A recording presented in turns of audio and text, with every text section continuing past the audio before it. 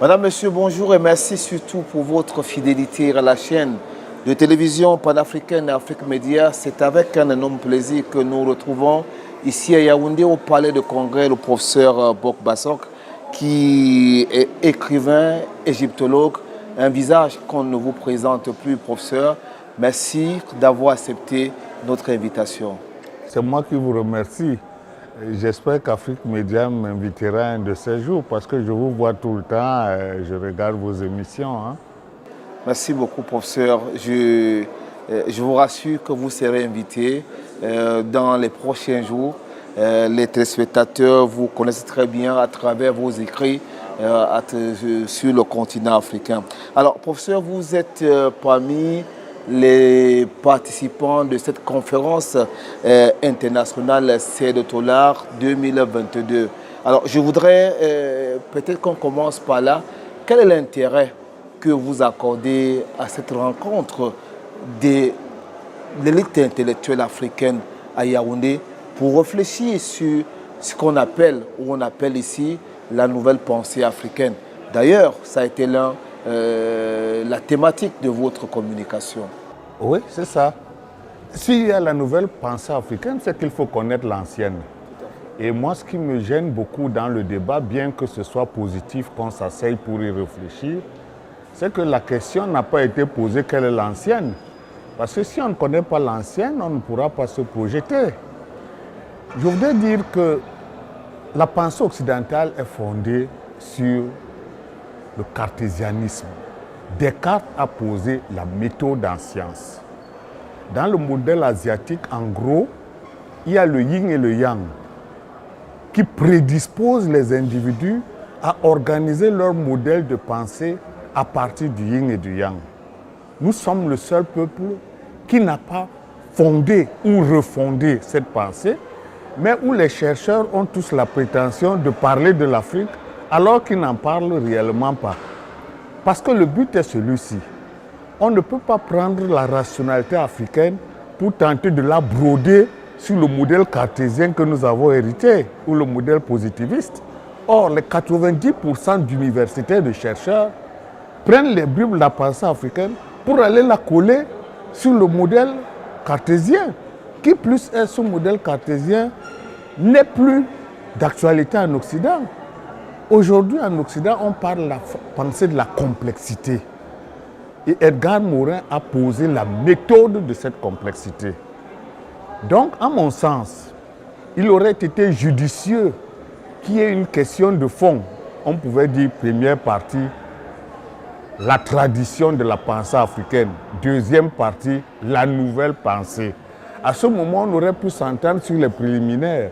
Parce que quand nous parlons tous comme ça, chacun vous dit pour lui, l'autre est chrétien, l'autre est musulman, mais ils appellent ça tout. Alors, professeur, si on vous comprend bien, on a l'impression, vous donne l'impression qu'on a surfé un peu sur ce qu'on peut appeler la nouvelle pensée, l'ancienne pensée africaine.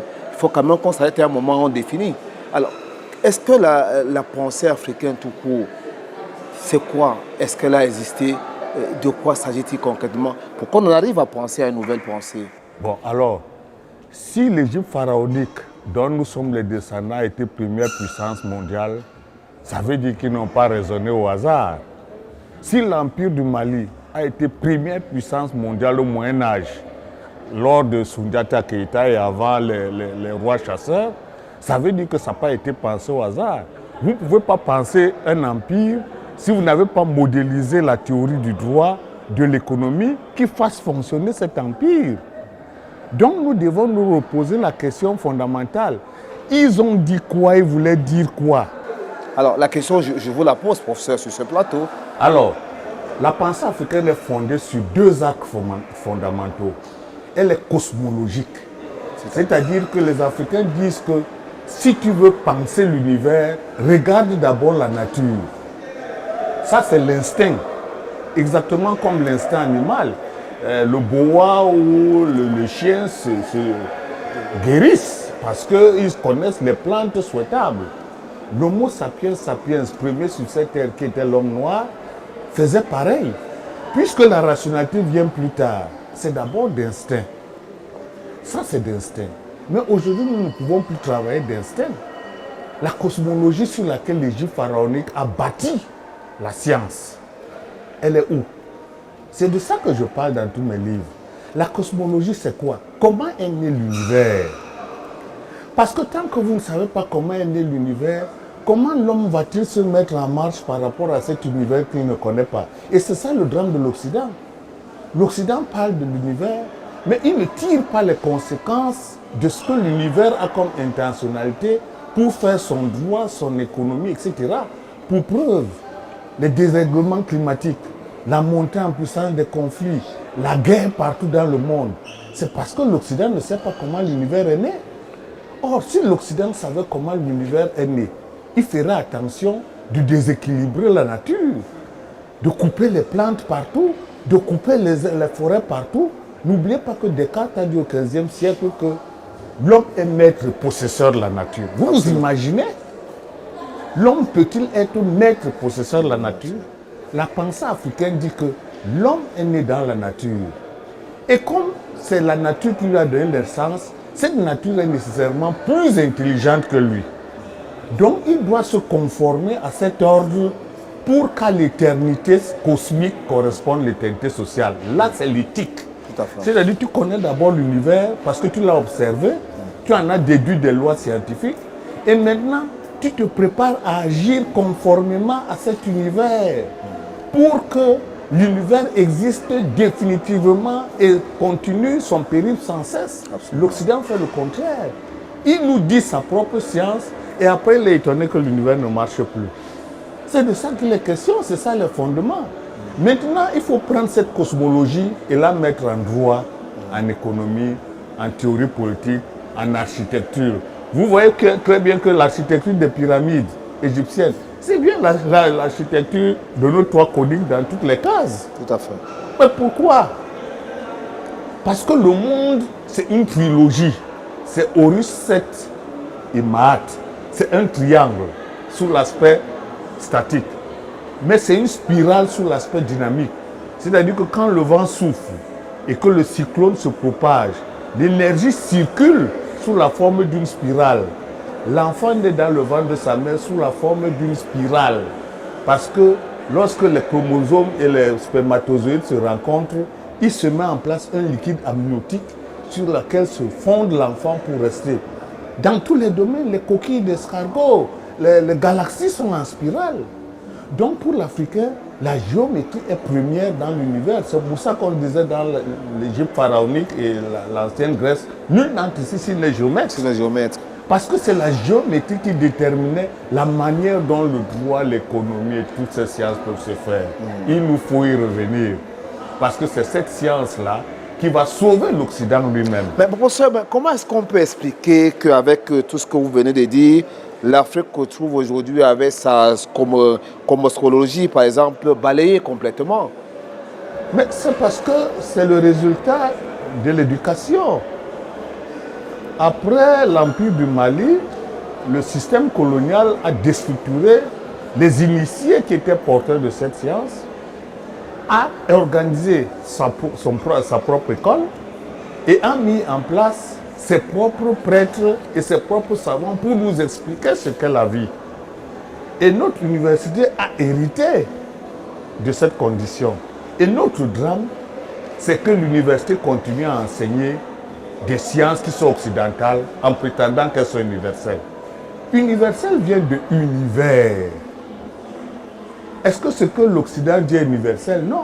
Ce que l'Occident dit, c'est sa propre pensée qu'il a établie et imposée à tous les peuples de la planète.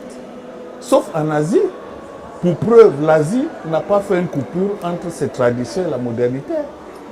Nous, on nous a ontologiquement rabotés. On nous a fait installer la religion chrétienne et la religion musulmane. Comme si Dieu, on pouvait parler avec Dieu. Les Africains premiers sur cette terre ont fait 300 000 ans, ils n'ont pas vu Dieu.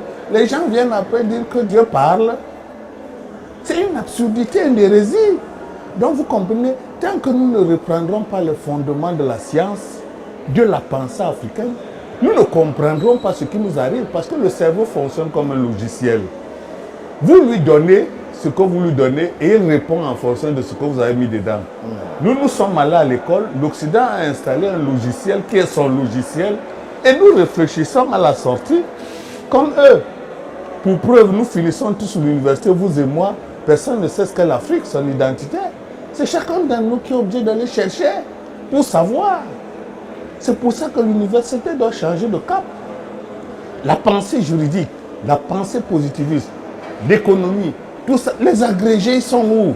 Ils parlent de quelle science? Ça veut donc dire, professeur, actuellement sur le continent africain, il est question et même urgent de pouvoir décoloniser le savoir. Décoloniser le savoir, c'est facile à dire. Il faut refaire les fondements du savoir africain. Parce que chacun peut venir s'asseoir ici et vous dire, oui, vraiment, il faut décoloniser le savoir, c'est exact. Bon, on décolonise quoi dans le savoir? On décolonise la fondation. La fondation occidentale, il faut la ruiner avec les bases scientifiques de l'Afrique. Parce que les bases scientifiques de l'Afrique dépassent les bases occidentales de la connaissance. Donc il faut ruiner le fondement occidental de la connaissance et instaurer le fondement africain de la connaissance. C'est de ça qu'il est question. Or, pour instaurer le fondement africain de la connaissance, il faut d'abord disserter sur ce que c'est. Et que tout le monde dise non, c'est ça la vérité. Or, on ne disserte pas dessus, mais chacun vous dit oui, vraiment, la pensée africaine, un jour on verra, vous voyez que... Est-ce que ce n'est pas un discours pessimiste que vous tenez là, professeur, au regard de tout ce qu'on essaie un peu de voir autour de nous? L'Occident qui ne fait que devenir très fort sur le continent, en train pratiquement de faire des vagues, et l'école qui s'occidentalise de plus en plus, à côté d'une élite africaine qui se bat comme elle peut. Oui, mais l'élite africaine est 15%, hein? Donc ce n'est rien du tout, c'est du vernis. C'est-à-dire, nous qui sommes allés à l'école, qui avons la prétention de connaître, là, on n'est pas 15%. Donc en réalité, ça ne gêne pas. C'est-à-dire, ceux qui sont au pouvoir et ceux qui enseignent à l'université, les 95% sont déconnectés. Mais ce n'est pas grave, parce que vous voyez la révolution politique qui se fait au Mali. Après la révolution politique, nous devons attaquer la révolution scientifique. Ça veut dire que ce n'est pas perdu. Donc, en réalité, ce qui est en train de se passer, c'est un long mouvement de métamorphose et de transformation. Ce qui se prépare au XXIe siècle, c'est l'arrivée de l'Afrique via la Russie et la Chine. C'est-à-dire que la Chine et la Russie sont en train de poser les bases et le lit qui va fatiguer l'Occident et qui va donner du souffle à l'Afrique pour réémerger. Et cette réémergence commence par la révolution politique qui doit être suivie par la révolution scientifique. Je termine par ceci. On n'a pas besoin de 1000 personnes pour faire la science. 2 personnes. Trotsky et Lénine ont fait la révolution. Ceux qui ont fait l'islam et le christianisme n'étaient pas 5. On n'a pas besoin, on n'est pas des églises où on va chercher les gens. Vous comprenez? On est 2, 3, on refait la fondation africaine. Dans 15 ans, 20 ans, les élites là, les jeunes vont prendre. On n'a pas besoin de fouiller les gens, dire que non, c'est pessimiste. Il n'y a rien de pessimiste. Nous sommes dans la trajectoire normale.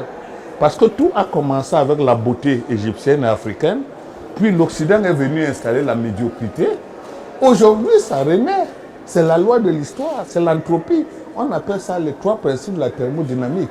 L'ordre, le désordre et la complexité. Vous voyez, nous étions dans l'ordre avant. Le deuxième principe de la thermodynamique, c'est le désordre. L'Occident l'a installé. Et maintenant, nous allons revenir à l'ordre supérieur qui est le modèle africain. Nous y travaillons, on va y arriver. Le problème, c'est qu'on ne soit pas pressé. Parce que tout le monde veut voir Jérusalem. On ne sait pas qu'on construit en 100 ans. Beaucoup croient que, comme ils sont assis là, il faut que demain ils soient ministres, il faut tout pour battre, pour racoler. Non! Nous devons travailler dans les 100 ans, 200 ans, pour que nos enfants s'en sortent. Merci à vous, professeur Bok Batsok. Ça a été un plaisir de vous avoir sur la chaîne de télévision panafricaine. Nous vous avons rencontré ici à Yaoundé, mesdames et messieurs, dans le cadre de cette conférence internationale CEDOLA 2022, des assises pour une nouvelle pensée africaine. Professeur, merci d'être passé. Je vous remercie. Madame, Messieurs, quant à vous, la suite, c'est tout de suite sur votre chaîne Afrique Média.